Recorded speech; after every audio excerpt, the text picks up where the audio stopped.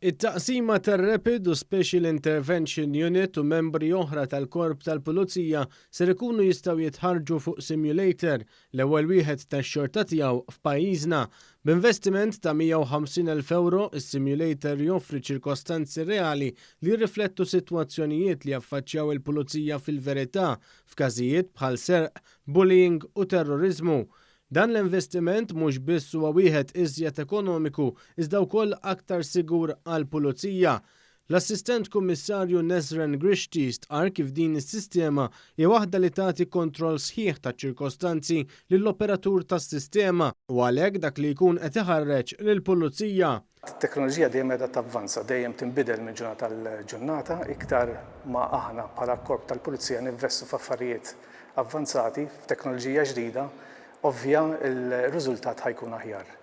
Il-Ministru għall-Intern, Sigurtà Nazzjonali u l-Infurzar tal-Liġi Byron Camilleri saħaq kif din is-sistema ta' taħriġ ser tkun qed tħejjel il-pulizija għal kull eventwalità.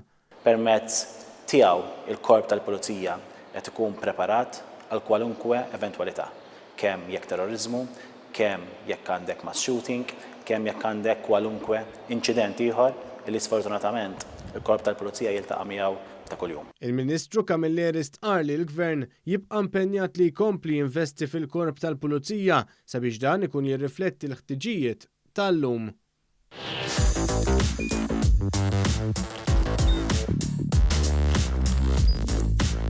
Idħol fuq one.com.mt u hemmhekk tista' tara l-programmi kollha li jxandru fuq One permezz ta' One Play.